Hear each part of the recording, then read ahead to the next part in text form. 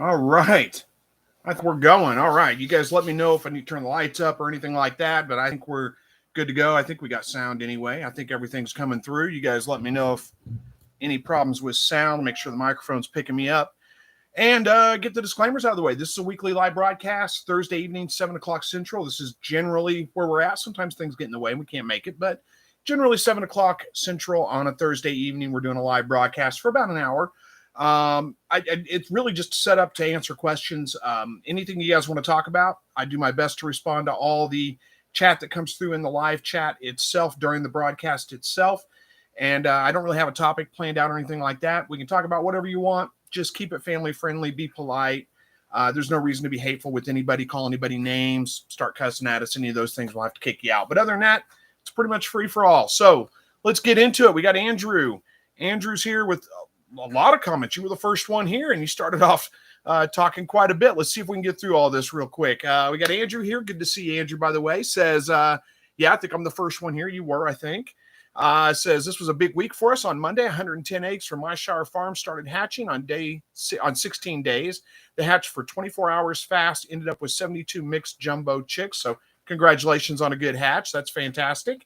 Says, so now our covey is going from 20 birds to over 90. So I have a couple of questions. First, if the automatic waterers are not an option because of freezing, yes, even though all but 2 months of summer, would you recommend the 1 quart moat style waterers Little Giant or the ones like a cup on the upside down soda bottle? Okay. And then we got Don here saying good evening from Southwest Central Illinois. Good evening to you too, Don. And then Andrew goes on. So let me get through the rest of this. Also, do you have any recommendations on minimum of number of feed ports to available birds in the pens? And figured I'd get that out of the way. And hello from Northern Alaska. Awesome. Okay, so for an automatic water and freezing temperatures, I use a, I can't remember what brand it is. It's in my Amazon shop. Let me see if I can look that up for you real quick. Let's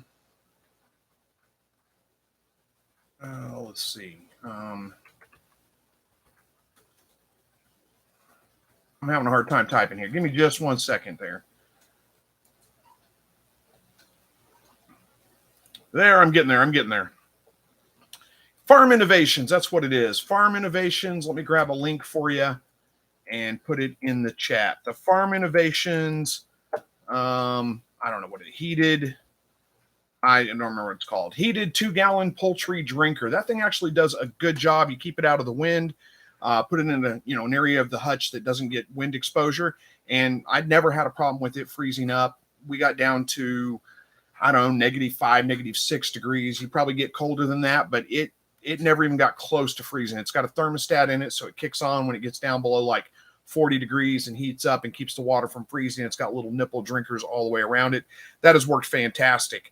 I don't know if I don't know which ones exactly you're talking about when you said the moat, like, I think, is that the one where you screw like a mason jar or something on the top of it? I don't know how well that would work. I would think that would freeze pretty quick if you've got below freezing temperature. You may even have to worry about the glass breaking because the water freezing inside the glass, something like that. So I don't know how well that would work. And aside from a heated system, I don't know anything that would work. The only reason I think I was skeptical of those waterers that I linked, put the link in down below. My wife bought them, actually. I was skeptical that they would work, but they worked great. Let me scroll down and make sure we don't have anything. Okay, I think we're okay. I was just making sure we didn't have anybody telling me I was, my sound wasn't coming through good or something like that while I was sitting here talking away on this one. So yeah, anyway, I was skeptical of those that they would work, but they did a great job. They held up really well, kept the water from freezing. Anything else? Oh, what I was going to say, one thing about those, the reason I think they do work is because the water is right on the side of the container, and that's heated. It's got a heated base. It heats the water in the container, and those are right on the side. They're not like, it's not like a tube that goes off to them, because then the tube itself would freeze, the nipple would freeze or something like that. But this is right up against it. So that's why they worked pretty well. They're a little pricey, $50-ish, but they worked great. So that's what I would recommend. Hopefully that helps and gives you the information you're looking on. Hey, Jesse's here. Good to see you, Jesse. One Shelf Project says, what's up? I'm hatching quail now.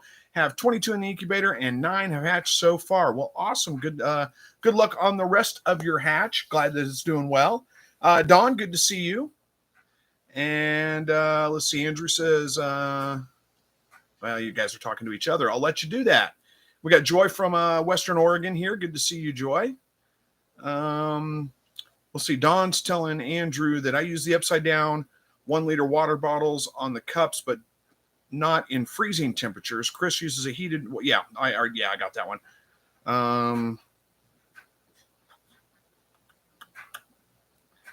Andrew says, I'm also off grid, so heating can be an issue, but I can manage during the summer months if necessary. Yeah, I'm afraid I don't have a great suggestion other than that, unless you just want to take water out to them several times a day. I mean, that's an option too. And for that, I would just use if you're going to have to do that in the freezing temperatures, what I used before I used the this heated one, I would just do that. I would take water out to them in the mornings and then the evenings, but we don't get quite as cold as you do. So, it may take longer for my water to freeze than it did for your water to freeze. But the waters I used were just Tupperware style, like the feeders. They're just Tupperware style containers with holes cut in them for the birds to stick their head through and get a drink. And I just take it out there and fill it up, a little bit with water and take it out there in the morning, let them drink as much as they wanted to before it froze. And in the evening, I'd trade it out for a fresh one with fresh water and let them get a good drink out of it that way. And that worked okay too.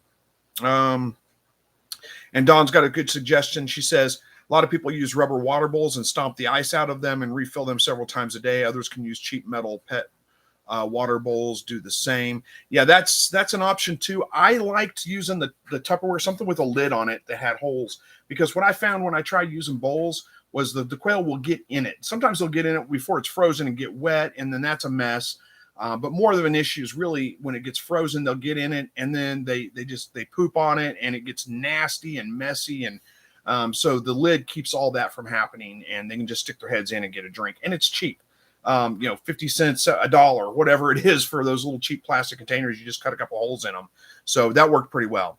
Andrew says we actually did an experiment with our first batch of quail, gave the roosters 3 days on our unheated enclosure porch at 3.5 weeks old, and then kicked them outside at -8 degrees Fahrenheit for 4 weeks. But I don't know. I guess that ended up well because there's no more to the story. Yeah, they're pretty cold hardy, honestly. Once they feather out, they do just fine. Joyce says my jumbo mix eggs go into lockdown tomorrow. Well, good luck with your hatch. I hope it goes well. I've got some eggs in the incubator now. They'll go into lockdown on Monday. Hey, there's Blessed with Pets. Good to see you. Let's see. Andrew says, I was just changing the 1 quart water every 8 hours or so, but I don't want to do that all winter. Yeah, I'm sorry. I mean, aside from, having an electric heated system, I don't know another option. I mean, that's all I got. I don't have a good way to passively keep water from freezing. If you come up with one, let me know, but I don't have one. J-Rod says, good evening, everyone. Can you give calf mana performance? Oh, well, it won't matter for you. Never mind. J-Rod says, good evening, everyone. Can you give calf mana performance supplement to quail? I give it to my nursing rabbits, and supposedly it's okay for chickens. Yeah, I mean, I don't see why it wouldn't be okay for quail, but I don't know why you'd need to add that to them. Isn't it pretty high in calcium? You probably don't need to add any of that extra to their feed. I'd actually have to look that up. What's it? It's calf mana performance. Let's see if we can find that real quick. Calf mana performance supplement. It is. Okay, so it's a high protein supplement for horses and other animals. Let's see if it gives us a readout.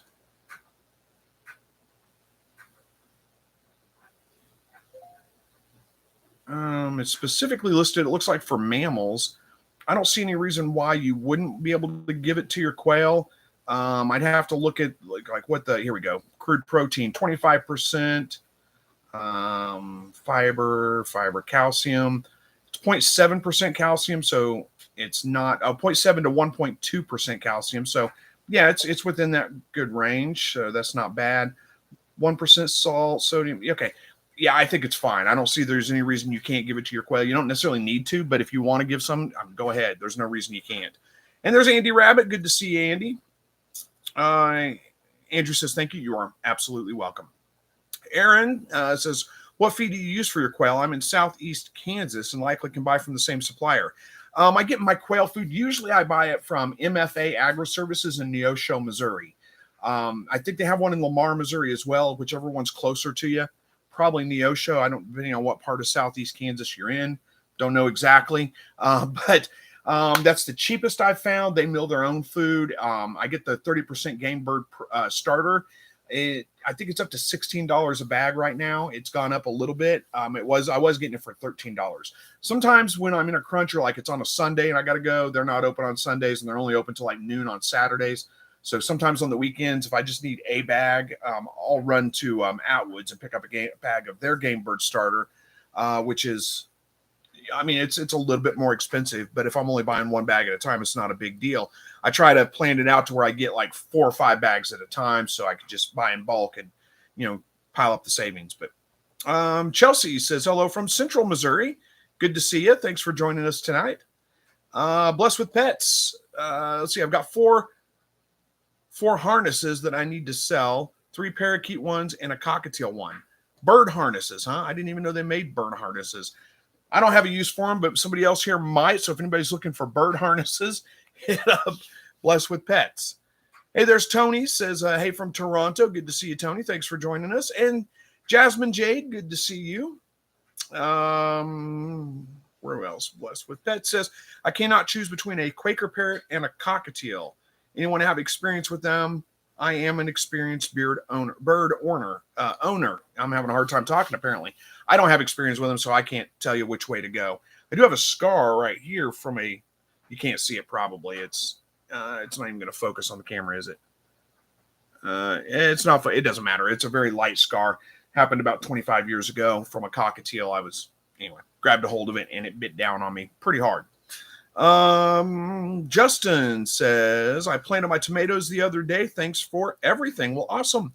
Hopefully they do well. I actually planted mine last weekend. I usually wait till Mother's Day weekend. I ended up skipping the last day of turkey hunting and spent the day planting out the garden. I didn't get a video out. Sorry. I got tied up with that and just kind of wore myself out and just got lazy, and I don't have a good excuse. I just didn't get a video out. Had a hard time coming up with a topic and just skipped it for a week. But I got them all planted out, basically. David from McAllister Quail Trail, huh? Good to see you. Thanks for joining. Justin says, also hatched out 7 of 8 duck eggs. Well, that's pretty good. Congratulations on that. Let's see. SNS Life says, my quail are 8 weeks old yesterday and no eggs yet. I don't think they're stressed either. Well, they're only 8 weeks old. Give them a little bit of time. I don't, it sounds like you already know really the 2 things that keep them from laying: stress and light. But 8 weeks is just right. I mean, it's just right on track. So you're going to bound to get eggs any day now. We're getting to the point of time in the year where, depending on where you live, you're probably getting real close to that 14 hours a day of light. We're still just a little under that though. So, giving them a couple of days past 8 weeks old, it's not abnormal.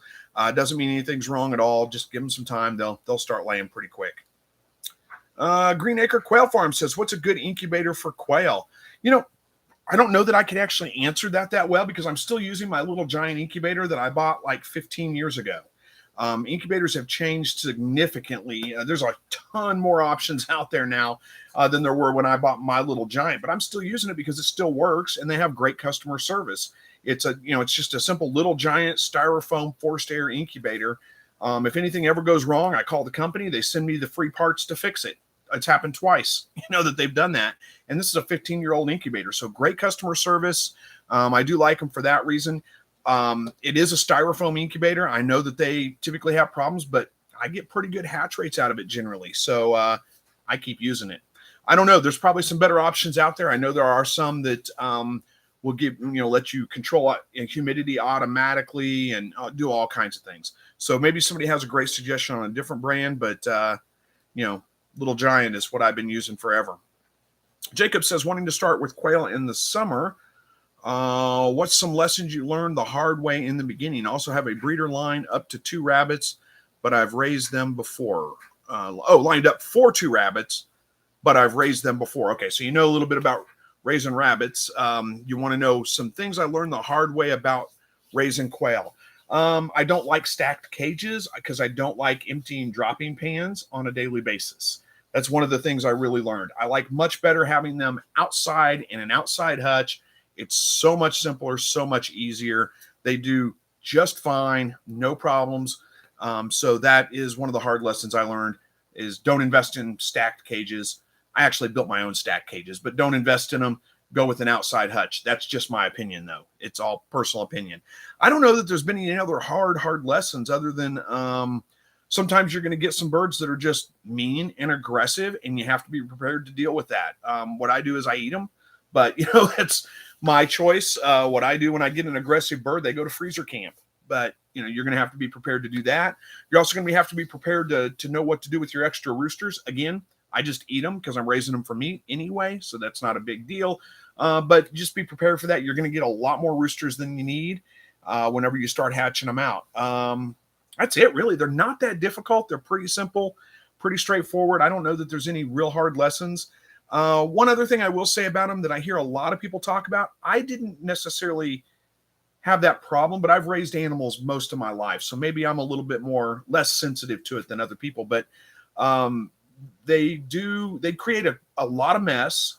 They poop a lot. And if it gets wet, it smells very, very bad. If you can keep it dry, it's not too bad.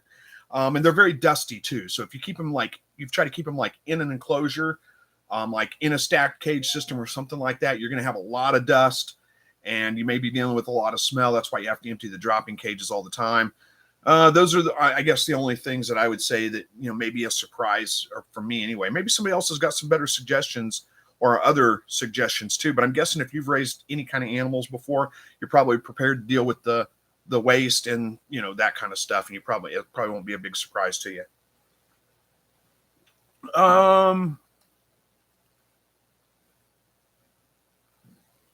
Dawn, let's see. I think that's a recommendation for an incubator, isn't it? She's saying to Green Acre Farm, or Green Acre Quail Farm, sorry. I started with an NR360, lots to learn to make it work. For $10 more, you can get the Barado Lumia 8 that does 32 quail eggs, and it's excellent. All right, there's a good suggestion.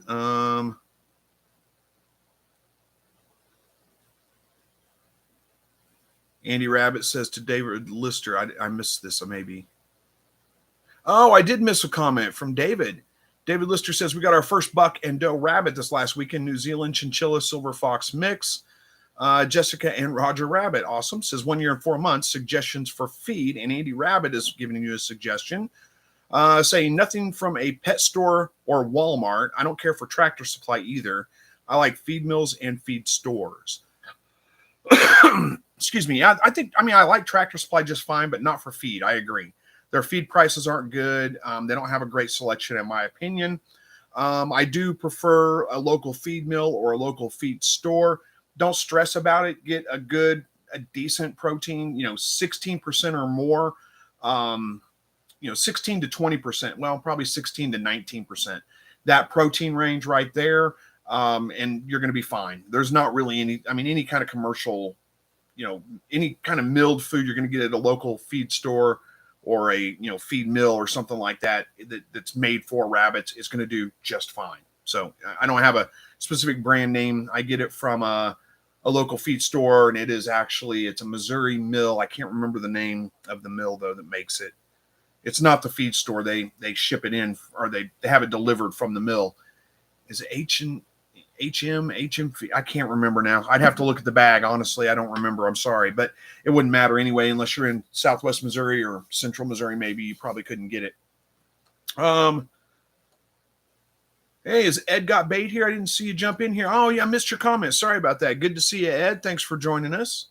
And he says, happy birthday to Verna. I don't think Verna's here tonight. Must be because it's her birthday. I didn't know that. Well, if you are here, Verna, happy birthday to you indeed. Sorry, I missed it. I didn't know. Scrap 5000 says, I'm starting to get into learning how to make cheese, and I love it. I plan to make some cheese ravioli with fresh pasta dough that I'll make from my quail and chicken eggs. Anyone else make cheese? I've made yogurt before, which is not the same thing exactly, but I guess it's kind of similar. But no, I don't think I've ever made cheese actually. It'd be an interesting thing to get into. Justin says, I sent you a pic of one of my gardens. You sent it to me like on email. Is that right? Oh, looky there, right there. I got it. Yeah. Looks pretty good. You need to get some mulch or something over that, or you're going to grow weeds like crazy. But the garden itself looks great. You know, you got to get some kind of top cover. When I say mulch, I mean, you can mulch it with anything. Straw is a good, cheap alternative to mulch.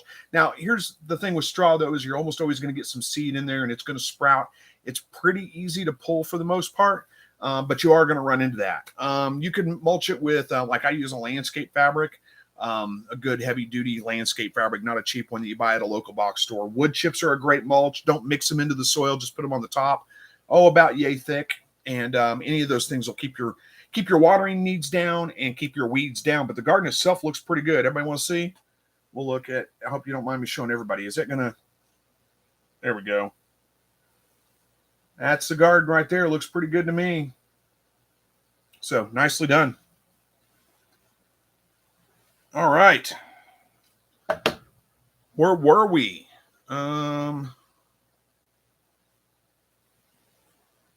Truck 3 Warden says used to make soft cheeses. There you go.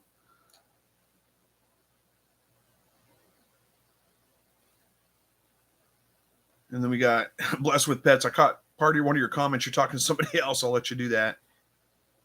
Yeah, H&S. You're right, Andy Rabbit. That's it. It's a brown bag. It's H&S Rabbit Feed. It's milled in Ava, Missouri. You're right. That's it. Blessed with Pets says away at only 1 year old. Okay, you're still talking to them about the birds. I'll let you guys have that discussion. Jacob says, what are some good quail and rabbit recipes? What are some of the best dishes that you've made? I know rabbit stew is a classic, but I'm wanting other ideas too. You know, boy, it's hard for me to come up with specific dishes because I use rabbit and just in place of chicken in so many different things, and quail too, really. A lot of the times in place of chicken. One of the best quail recipes that's just really, really good is, especially with grilling season coming up, is takes the quail and cut the breast off the bone. You'll end up with two quail breasts. They're not very big. They're pretty small. And then maybe stuff it with a little bit of cheese and some jalapeno or whatever you like. I've done it with cheddar cheese and jalapeno. I've done it with cream cheese and, jalapenos. I've done it with, a couple of different things, whatever you like. Wrap it up with bacon and brush it down with some barbecue sauce, some Frank's Red Hot, whatever it is you like. Grill that until the bacon's done. Those are pretty good. They're just almost bite-sized. They're real good. And that's a really good one. That is just nothing but quail. Just about everybody that eats them is going to love them. So that's a good way to do it. Chicken, a lot of the time we do, or chicken, I say chicken. Rabbit, a lot of the time we'll do, I don't think domestic rabbit does well fried. It's very, very lean. So you want to do it somewhere where you can ideally cover it with something like a sauce or something like that, and also a lid to like braise it, steam it kind of, so that it doesn't get too tough and dry. I've had really good luck with like McCormick seasoning. They sell a bag in seasoning. It's for chicken. It comes in a little box. It's got a bag and seasoning mix. You're supposed to put vegetables in the bag with chicken, sprinkle that seasoning mix over the top of it, close the bag off in a casserole dish and bake it in the oven. I've done rabbit that way and it turns out pretty good. Actually did a squirrel one that way one time and that was pretty good too. So that's a pretty good, easy suggestion. But just think along that lines, anything with, that you're gonna cook like in a covered casserole, in a crock pot, anything like that, stewed. Another way to do both quail or rabbit, either one, is to, again, cut the breast off the bone or, cut the meat off the bone, end up with some little chunks of meat from the rabbit. Lightly dust them in some flour, brown them on each side in a little bit of oil in a cast iron skillet. Make a roux with, a little bit of flour in that oil, stir it up, make a roux, cook it till the flour no longer tastes like flour, of course. And then a little bit of, you can use water, you can use milk, whatever you like. Make a gravy, put it in there. You can throw some onions, potato, whatever it is you like in there, and let it simmer in that gravy until it's done. 30 minutes, something like that at a kind of a simmer. Those are all pretty easy, pretty good recipes that turn out they're good. So those are a couple of suggestions. Also, My Shire Farm, Verna has the Quail in the Kitchen cookbooks. So you can check that out too. There's a whole bunch of quail recipes in there. Andy says, nice garden. I think it was a nice garden too. Thank you for sharing it with us. Phil from Washburn, Missouri says, the feed might be H&S out of Ava, Missouri. That's what we get here in Washburn. Yeah, I think that's what it is. It is H&S. I think you're right. Andy Rabbit says, I used to know them from H&S feed before they made rabbit feed. Oh, really? Interesting. I'm not real familiar with the feed mill itself. It's just what my local feed store. It's like right on my way to work. It's a pretty good price. It's about as good as I can get anywhere. And I like the people. And plus, it's like right on my way to work. So I drive by it every day, multiple times, twice a day. And it's really easy to just stop in there and pick up rabbit feed. They sell quail feed too, but their quail feed price is pretty high. I can get it much, much cheaper at MFA Agri Services in Neosho.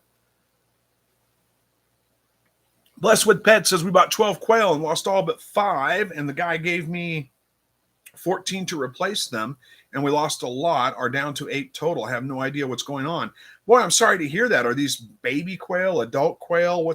Give us some information. We'll see if we can troubleshoot that with you. If they're, how old are they? What kind of enclosure did you put them in when you got them home? How soon after you got them home did they die? Any of that kind of stuff. Let's see. Is that Amy says, hi, I have a question about your cage for quail. Is part of the roof of the enclosure area where the sand is open, and is the top 12 inches or 18 inches? Thanks. Okay, the part where the sand is not open. I have like a 6 mil plastic sheeting that I cover it with to keep the rain out, to keep from raining in the sandbox, because that would be a nasty mess. But the other side is a wire cage floor, and it is open on the other side. The roof, let's see. The part of the roof over the enclosed area. Okay, so you've probably seen it in videos, so this hopefully will make sense to you. So it's got a roof over the whole thing, but the actual, like the top of the cage under the roof over the sandbox is when I have the plastic over. It's just clear 6 mil, 4 mil, I think. Maybe it's 6, maybe it's 4. I think it's 6 mil plastic sheeting that I just staple down around the edges to keep the rain from getting in there on the sandbox itself. As far as the top, I think you mean the top of the cage, not the roof, but the top of the cage. I believe I can't remember honestly now that I think about it. It's got to be higher than 12 inches. So it's probably 18 or 24. It's whatever I could buy hardware cloth in, whatever length the hardware cloth was in, so I didn't have to cut it down. I just matched it to that. So it's probably either 18. I can't remember if hardware cloth comes in an 18-inch roll. Let's see. Let's see what we got here. I'm not finding this real easily. That's a 36 inch. It wasn't 36 inch. It's probably 24 inch. It's probably 2 feet, actually. Don't worry too much about the height. They don't need a lot of height because they're ground-dwelling birds. That whole idea that if you make the cage too high, I used to kind of talk about that and believe that, but I think that's just, I think it's a myth, really. Mine's like 24 inches high. The idea is that if you make your quail cage too high, like over 18 inches, but under 6 feet, when the birds startle and flush, they can get up enough speed that they'll hit their head on the cage and like break their neck or do head damage. And, maybe that happens sometimes, but I don't think that's a big concern. I wouldn't worry about that at all. So hopefully that kind of helps with answering that for you. Match it to whatever hardware cloth you can get. If you can get hardware cloth in 18-inch rolls, just make it 18 inches. If you have to go to 24 inches, make it 24 inches. It's a lot easier than cutting hardware cloth, the length of your cage to match. Andy says, I plant in barrels and cow tubs mostly. Andrew says, Chris, we need a new series from you, Cooking with Chris. Yeah, I need to do some more cooking videos. It's been a long time since I've done any. I have done some. I've shared some recipes before, but it's been a long time. We'll see what we can do. All right. Andy Rabbit says, I just to live. Oh, I just to live right outside of Ava. Used to live. I think it's what it's supposed to be. I used to live right outside of Ava years ago. I know where Ava is. Blessed with Pets says they were all about 3 weeks old when I got them. The oldest ones are about 6 weeks old now. They were in 36 by 24-inch cages with 1/2-inch flooring, and I feed 30% protein game bird feed mix with chick starter. You probably don't need the chick starter. If you've got a game bird feed that's 30% protein, that's perfectly fine. There's no reason you need to mix in the chick starter. I don't think that would cause any issues, but start eliminating things. Maybe that was part of the problem. I doubt it. Nothing like with your setup sounds bad. 3 weeks old, they should be feathered out. When you're getting them from the breeder, are they in a brooder box now under a heat lamp when you're getting them? Maybe it's the shock. Maybe it's a they're not acclimated yet to a cooler temperature. I think you live in Louisiana, so it's probably pretty warm there, and that may not be the issue either, but that's the only thing that can kind of come to mind, unless you've got some kind of issue, like a bacterial issue that's, some kind of contagious bacteria in their environment that they're picking up whenever I can't think of any other reason.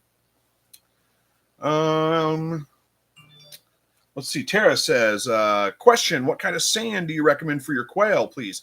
I use, I think I use play sand right now, but any kind of sand is going to be fine.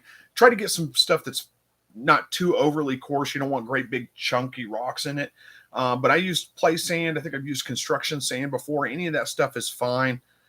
Don't stress about it. If you live near a place that has sand, you can go scoop up the sand. If you're going to get it from a beach or a desert or whatever, I would probably spread it out on a baking sheet, throw it in the oven at 350 for maybe 20-30 minutes, just to make sure you kill off any bacteria, anything that's living in there. But other than that, I just go to Lowe's or Home Depot or whatever big box store, and I buy a bag of play sand and I bring it home and throw it in there, and it works just fine. Jacob said, I second that cooking with Chris series.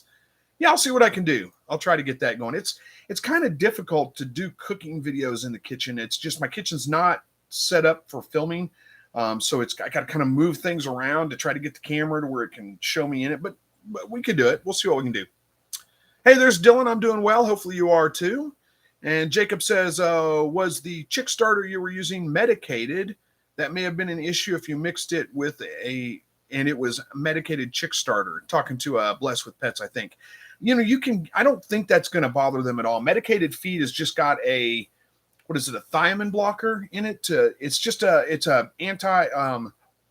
It's to protect from coccidiosis, basically. And it's not really medicated, like the sense that we would think of medicated feed. But, they make a medicated game bird starter. I fed it to my birds before, no problems whatsoever. But, who knows? Maybe it is. Like I said, I would start eliminating those variables and see what we can find out. Blessed with Pets says, well, I say mixed with chick starter. They ate that first. Then I started feeding them game bird feed about 2 weeks ago. And when did you lose them? How soon after moving them to your house did they start dying? Amy says, what's your opinion about feeding the quail mealworms? Is there a limit? There's not. I'm sorry. I got distracted by another comment. There's not necessarily a limit on mealworms that you want to feed your quail. If you are going to feed them mealworms or anything besides like a commercial crumble feed, you want to make sure they have grit. Now, if you have a sandbox, that's going to provide them with grit. They'll be able to use that. So no problems there. You don't want to go overboard with mealworms and feed them 40% of their diet. But if you're just giving them a handful a day or something like that, don't stress about it. There's no they can have 5 a day each and that's it. There's nothing like that. But you don't want to go to the point, you probably weren't going to anyway, because you probably can't afford to where that's the main part of their diet. I don't bother feeding any of that stuff. Sometimes I throw some black soldier fly larvae in there for them or something, but I don't bother doing anything else. They do kind of like that stuff, but I don't know. It's really not necessary. Phil says, is June too late to breed a doe for the first time in Southwest Missouri? I don't like to necessarily breed in the summertime. It's just so hot, but that doesn't mean it can't be done. There's plenty of people that do it all the time. It's not too late. You can definitely do it. I just kind of like to give them a break. Now, I may go ahead and kind of break my rule, because I've only got one litter out of these rabbits so far, and I don't want to have just the one litter. I want to be able to get at least one more out of them before I give them a little bit of a break. So who knows? We'll see. We'll see how it goes. Andy says, barbecuing with Chris videos. Well, maybe I'll do that. Who knows? Hey, there's Curtis. Good to see you. Says, hey, Chris, just made it. Well, thanks for stopping by. Appreciate that. Jasmine says, second that, Andy. Okay, we'll see what we can do. Maybe we'll throw some rabbits on the smoker or something like that. They're pretty good that way too. But Amy says, also my first batch of quail are pretty chill. Is that normal? How old are they? Are they young? I don't know that it's abnormal. It kind of depends on how much time you spend with them. The more time you spend with them, the more they're going to get used to, and the more they're going to be. Mine are pretty calm most of the time, but I don't spend a ton of time with my birds. So they're usually pretty calm until I come around, and then they kind of get all like, oh, what's going on? And then they calm right back down. It's not that big of a deal. But yeah, I would say that's pretty normal. Dylan says, I'm going to have ringneck pheasants hatching any day now. Oh, nice. Well, good luck on that. I hope you do well with those. Christina, how are we doing on time here? 7:35. We got like 25 minutes left. We're doing good. Kristen says, I think I called you Christina. I'm sorry. Kristen says, should I buy BSF larvae to put in the area of my quail? So you want to buy live larvae and put in the area in hopes that you'll basically get like they'll hatch, they'll produce adults that will then lay eggs, and you'll get more black soldier. I don't think I would spend the money on that, honestly. They may or may not work. I get them naturally. They just naturally occur here. So in the summer, in fact, any time now, we'll probably start getting the black soldier flies coming in and laying eggs in the manure piles. But I don't think I'd spend money on the larva. I don't know how well that would work. I don't know the life cycle of. I don't know if they. I don't know if they turn into flies and then reproduce all in the same year, or if it's another season. You'd have to look into it and see, or if they'd even stick around. I don't know. I don't know that I'd spend money on it unless it was like super cheap and you just wanted to try it. Blessed with Pets says they were good for the first week or so, and then they started dying off one by one. I had 5 die overnight last night, though. I really don't know what could be causing that exactly, Blessed with Pets. There is a, it could be a genetic issue with the quail. It kind of seems kind of high to be that. There's a gene that can be carried by certain quail that would be like what do they call it? A sudden death gene or something like that, where it's just like what you described. It's just they're fine, and then they just suddenly die for no reason. And that's usually going to be found in more like specialized, not breeds, but specialized, what do you call them? Like tuxedos or something. Not tuxedos don't necessarily carry that, but I'm saying like one of those specialized, like a tuxedo or an Italian or something like that, where it's been bred specifically to look a certain way or to act a certain way or whatever. Sometimes you're going to find that kind of an issue with those birds.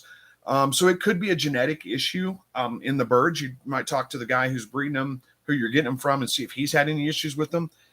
My only other thing too would be it sounds like an environmental issue. If it's not that, like there's something in the environment that they're, is it overly dusty? Do you notice wheezing or like runny noses or any of that kind of stuff with them? Those are the things to kind of look for. They could have respiratory issues from dust. There could be a lot of different reasons for that. It's hard to narrow it down, unfortunately. MP says, I used to breed my rabbits in the summer, but I had them in a full shade area and had minimal problems. Yeah. Let's see what Amy, you say your birds are, sorry. Amy says, hang on, let me get this comment out of the way. Yeah, if you're going to breed them in the summer, you definitely, in fact, you should have them in the shade anyway. You don't want your rabbits in full sun. Try to put them in a good shady spot. And like you said, it can be done. No problems or minimal problems anyway. I just like to usually give my rabbits a break in the summer, and I try to breed them through the fall and through the winter instead. But that's just the way I do it. And Amy says your birds were 3 weeks old and they're pretty chill. That's what you're talking about. Yeah, my older birds they're real calm. They don't even freak out when I go to the cage most of the time anymore, because I go there and feed them and, bring them food, and they're pretty happy to see me most of the time. Jacob says, how much is everyone selling their quail eggs for? For comparison, farm fresh chicken eggs for $4 a dozen here in Southeast Ohio. I'm not sure what quail eggs are going for right now. I think around $4 to $5 a dozen for hatching eggs is pretty common. I haven't sold any for a very long time, so I'd have to look and kind of see what other people are selling them for. But that seems to be about what they were going for the last time I looked and sold any. Curtis says, off topic for quail at the moment, but do you have any tips on planting tomato plants from Walmart? Well, I don't know that it matters where they come from. Honestly, if you're buying them from Walmart, from Lowe's, from Home Depot, from anywhere like that, they're probably all coming from the same spot anyway. They're all coming from probably Bonnie plants or something like that. Yeah, I mean, tomato plants are tomato plants. Plant them deep. Usually you want to strip off the bottom couple of sets of leaves. So let's say you have a tomato plant that's that tall, not including the pot. You'll have the pot as well, but that tall, and maybe it's got 2 sets of leaves right here, like 2 stems with leaves, and then 2 more and 3 more. I would strip off at least the bottom 2, leave only maybe, the top 2, maybe the top 4 little branches that come off, and plant them just almost all the way up to those top leaves. So you've got a plant that is this tall right now, and you're going to plant it that deep. That's kind of what I'm talking about. You want to plant tomatoes deep.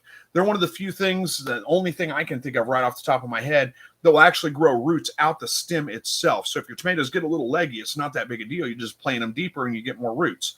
There are actually some people that plant tomatoes sideways with the stem sticking up like this. So the whole plant underground is like this, just so they can get a lot of exposure there and get the roots to grow. But yeah, tomatoes do good when you plant them fairly deep.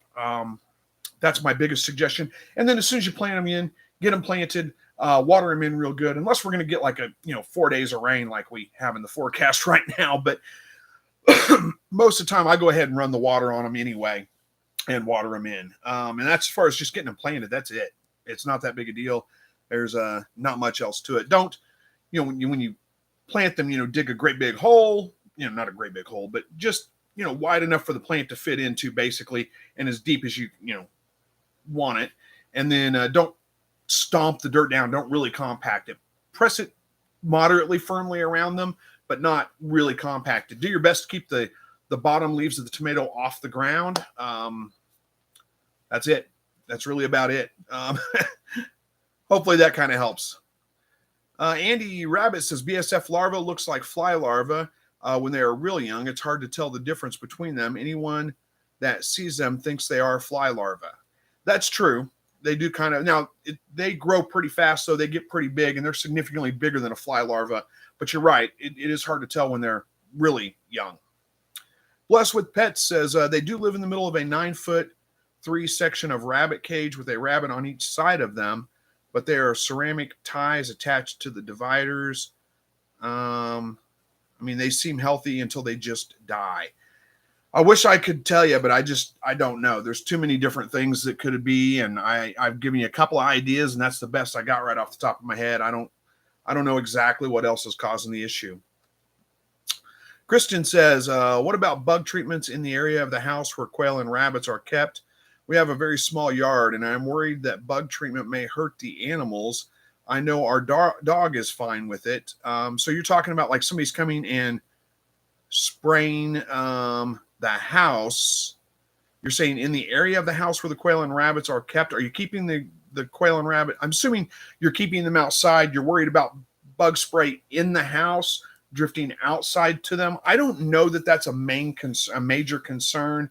Read the precautions on the bug spray and find out. But generally, don't do it on a super windy day, upwind from your rabbit cages and things like that. Other than that, you're probably okay. I mean, once that stuff is sprayed and down, it's locked in. It's not like it's drifting from that point. It's just while it's being sprayed that you have to worry about it. I don't think it's a big issue. Don't let your rabbits, or quail for that matter, in direct contact with areas you've sprayed with a pesticide. But other than that, I think it's fine. Dylan says, when I raised and sold quail eggs, I would sell them for $5. Yeah, that seems to be pretty standard too. Dawn says that she sells eggs for $3.50 a dozen and have a waiting list. There you go. John says, where did you get with your solar quail light? I didn't get anywhere with it. I sent those guys money to send me, and they just they basically ghosted me in the end. They kept saying that there was a supply issue. And that was kind of right about the time that COVID was starting to hit, that I should have been expecting to receive them. And they complained about supply issues, getting the parts, all that kind of stuff. And then they just quit responding to me. So, it's 600 some odd dollars is, I think $700 is what I sent them down the drain, and never see it again. But, you live and you learn. They were real responsive up until they got my money. And then, luckily I didn't send them what they wanted initially. They were wanting a huge investment initially, and I talked them into doing a very small order to begin with. I still owe. I need to go in and do that. I keep saying that, and I just haven't done it. I need to go in and refund everybody that prepaid for that. I need to get that done.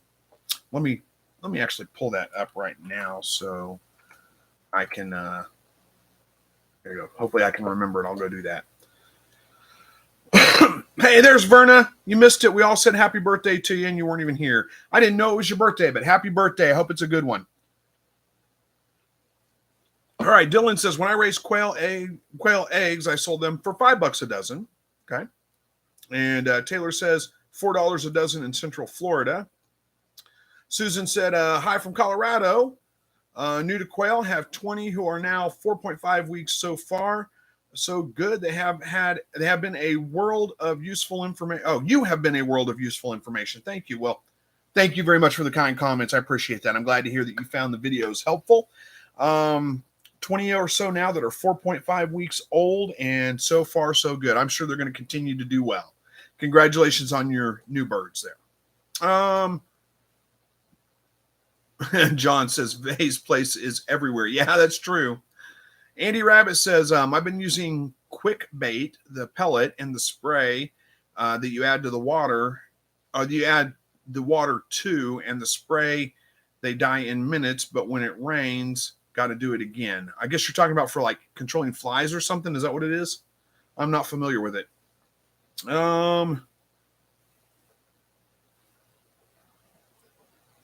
Let's see. We got a whole bunch of, Verna said, you just got back from my birthday present. Oh, birthday present must have been dinner or something, probably. Well, good. Hopefully it was good. Blessed with Pets says, I've got 6 does due May 20th and 1 doe due June 6th. But after that, I'm done breeding till October to September. Just wanted to get some more future breeders for my breeding projects. I completely understand. Nothing wrong with that. Oh, and birthday party. Awesome. Well, hopefully it was a good one. Andy Rabbit says, that's awesome, Vernon. Hope you had a good time. I do too.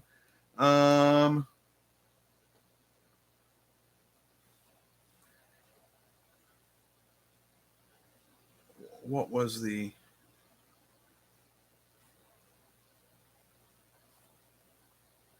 Sorry, I'm getting distracted by some of the other comments. Andy Rabbit says, my hubby is an exterminator. He sprays around the animals and pets all the time. See, there you go. I kind of figured it'd be fine. Hey, Square Country Homestead, good to see you. John says, I just needed the girl quail to start laying, and yes, I have lights on them. I just need the girl quail to start laying. Yeah, give them a little bit of time. I'm sure they will start up pretty soon. Chelsea wants to know, how do you keep flies down because of the rabbit and quail feces? I don't have a huge problem with flies. I mean, we get flies. Right now, they're a little bit worse than normal because it just warmed up. But usually what happens is we get the black soldier fly larvae. The black soldier flies lay their eggs in the manure piles, and then in turn we get black soldier fly larvae there, and they seem to keep the flies really at bay. They do a great job with that. So, if you're having a big problem with flies, like right now I have a couple of fly traps out. I don't usually use them all summer long, but the flies are a little bit more of a problem right now than they usually are. So I've got some traps out. I've got these, bag traps. You add water to it and hang the bag up and it draws the flies in. That does a decent job of it. And a couple of different like fly tape things that I hang up to kind of catch some of the flies. And they do a decent job with the amount of flies that we have. If you have a bad problem with it, I think I'd look into fly predators. That's something I've seen before, and they look like they would do a pretty good job. So that would be something to look at. Andy Rabbit says hydrated lime kind of helps. I guess that helps with the flies. So there you go. There's another option. John says you have a good t-shirt on. Yeah, this is one of my favorites. Jesus, the way, the truth, and the life. I think that's what it says. I can't read it upside down, but that's what it should say. Andy Rabbit says, yes, quick bait for flies. Okay, there you go. Square County Homestead says we have a trio of snowflake bob whites and now hatched 10 little ones plus 100 Coternics. Sounds like a lot. Congratulations on those. Hopefully they're all doing well. Katrina says, hey to everyone from Gilroy, California. I gave blood today. Always a good thing to do. Happy birthday, Verna. Well, good for you. I'm glad you did that. I don't ever give blood. I can't. I'm not saying nobody should. I think everybody should do that. It's a great thing to do. You're right. I'm glad there are people that do it. I cannot stand the feeling of blood being drawn from my vein. I just do not like it at all. It just gives me the heebie-jeebies kind of, so I don't give blood unless I absolutely have to. Blessed with Pet says, God bless y'all. I'm going to go scrounge up something to eat. Well, good luck with that. Hopefully you find something good. Katrina says, flies are in force here right now. I even have traps up. Yeah, I do too right now. Ruby says, hey, Chris, building a quail pen under a grill gazebo. Got eggs in the incubator. Thanks for all the videos and guidance. Looking forward to the babies. Well, awesome. Good luck. I hope that all goes well. I'm sure it will.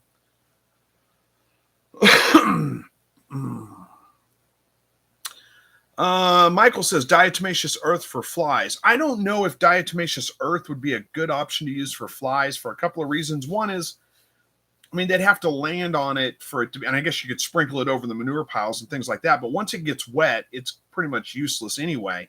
I just don't know. I don't personally like diatomaceous earth all that much. There's several reasons for that. I don't use it unless I absolutely need to. I would be careful using it around your birds. There are some possibilities of like respiratory issues from the dust and things like that. But I don't know that it would be. I just don't know that it would do all that good anyway. Luis says, best quail watering system. Well, what I use is a 5-gallon bucket. I run I put a, I always forget what that's called, to connect a hose to a bucket. It's the, what is that called? Oh, I'm drawing a blank on it. But anyway, I connect a hose to a bucket, a little piece of clear vinyl tubing to a bucket, run that to a piece of PVC type that has quail water cups in it, which I can put you a link. I think I've still got my store place up. I'll show you the ones that I use. Let's see there we go. These are the ones that I use. And I buy little PVC tees that these go on. That makes it really easy. There's a link for the watering cups that I use. And then let me see if I can find the cup, the PVC. Yeah, there we go. There's the PVC tees that go with it. So you can just kind of screw them into that. And there you go. There's a couple of links to that. That's what I use. They've worked really, really well for me. I will tell you, those cups do not hold water all the time. So you got to kind of train your quail to it. You push down that little yellow plunger in there and it lets water out. The quail will go to it and drink. And as they try to get the water, the last couple of drops in the bottom, they'll bump that plunger and let more water out. And they figure it out pretty quick, but they don't hold water all the time, which is one of the things I really like about them, because it doesn't, you don't get nasty water in there, and they stay a lot cleaner for a lot longer. So those are my favorites. Katrina says, Michael, the only thing about DE is you'll get rid of good bugs as well as the flies. Yeah, that's true.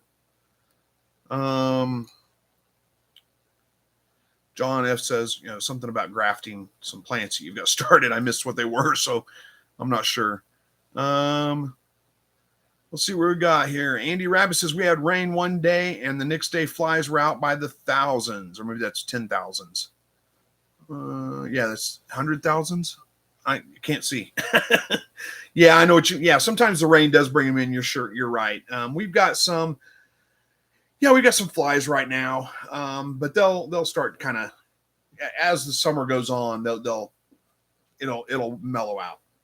Jacob says, is quail manure a hot manure like chicken manure, and that has to be composted first, or is it like rabbit manure that can be put directly on plants immediately? It is considered a hot manure, so it should be composted before you put it on your garden. Now, with that being said, there's plenty of people that talk about just throwing it fresh on the garden, not in like huge amounts, but throwing it fresh on the garden, and it worked just fine. So, sorry, got distracted. So yeah, but it is a hot manure. It should be composted before you use it. Yeah, Katrina says the same thing. Square County Homestead says, not trying to hijack your channel, but I have a video on how to install those quail waters. Well, there you go. And don't worry about it. No hijacking. Share your video you post. It's fine. I don't think you can actually share links on here, but yes, talk about a channel or a video that you've got on your channel. It's fine with me. It doesn't bother me a bit. John F says, a plague of flies than a plague of frogs. Yeah, I'd much rather have the frogs than the flies, honestly.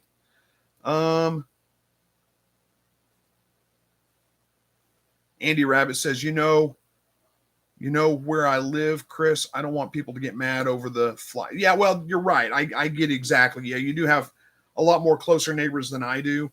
I mean, my neighbors aren't really far apart, but I mean, they're on the sides. I have neighbors. They're kind of close, not super close, but I don't have anybody in back of me. So I have that whole back area. It's not a super tight, not a whole bunch of houses all packed together. And my neighbors right next door has chickens. So, they're not going to complain about flies. It's not a big deal to them.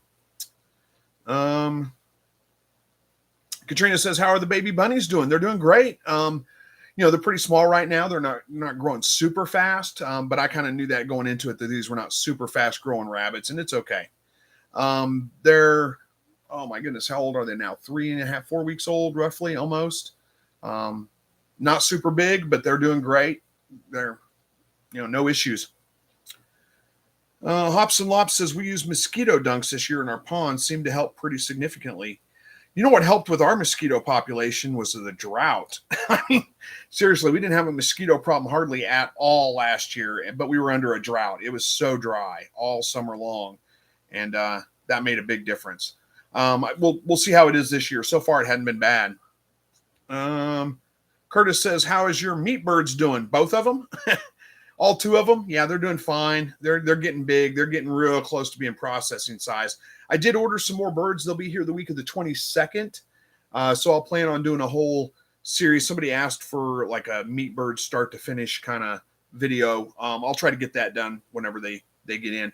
Maybe post another, a couple of videos during the process, but have one video that shows start to finish. There's not that much to it, so it's not going to be that hard. It'll be pretty easy to do. Andy says, my rabbit yard is standing mud again already. Yeah, we had a little bit of rain. It rained, it rained off and on a little bit the last couple of days, not much. We had storms all around us. I could see the lightning, but it didn't rain on us necessarily. But it rained like most of the night and most of the day today. Just a nice, steady, slow rain all day. Andrew says, what's the most humane way to dispatch a baby chick that is not going to make it? Oh, there's a lot of ways you can do it. One of the ways I've done it pretty regularly, a baby chick, is just grab them with like a paper towel or something like that, with your hands, and just pop their heads right off. It's not that hard to do. It's pretty easy. I guess if you want the absolute most humane way to do it, although it's pretty gross, is probably drop a brick on them. I mean, it's just done, but I don't know if that seems awful brutal and doesn't seem pleasant. Vay says, scissors to the neck over the garbage can. You could do it that way too, but you can honestly just, like I said, a paper towel and just pop their heads right off. I do paper towel so I don't have to see it and don't get blood everywhere. Katrina says, bred our 2 adult does this week. They will be their last breeding of the season. I don't blame you. Curtis says, I thought you already got the new ones. Oh, by the way, good luck with your new litters, by the way. I hope they go well. Curtis saying, I thought you already got the new ones. No, I don't yet. I've ordered them, but they're not here yet. John F. says, have you thought about using cattle wire or live wire electric fence? For what? What are we talking about? I'm not sure if you're talking to me or somebody else, but I'm lost. I don't know what we're talking about. Hops and Lops says, our groundwater is minimum 1 inch over ground level pretty consistently all spring every year. No different this year here. Oh, you must be pretty low, close to sea level, huh? You said Hops and Lops of Canada, huh? Interesting. John, you don't like my brick idea? You got the face. Yeah, that's quick and humane, but like I said, it doesn't sound very good. Oh, and Don's saying do it with scissors. You tried to popped the head off once, and it was like a rubber band on the new hit. Yeah, that's not good. Maybe it's better. Oh, to protect the birds using I could, I guess I could put some electric wire in there to protect them. I don't know. I don't usually have problems when they're in the shed and the brooders, so I don't know. We'll see. I've got a trap out right now, and nothing's even messing with the trap. So I think the possum or whatever it was, I got a possum on camera getting into the brooder the night after the main attack, and it killed a couple of the other birds, but lots of people were convinced it wasn't the possum. So maybe it wasn't. Maybe it was two different animals that came. But either way, whatever it is seems to have moved on. Andy says, yesterday it was pretty and sunny, a big loud thunderstorm, and then the rain started within seconds, and then it rained all night, then again this afternoon. It rained this morning here. It was like last night into this morning all the way up till about noon, almost 1 o'clock.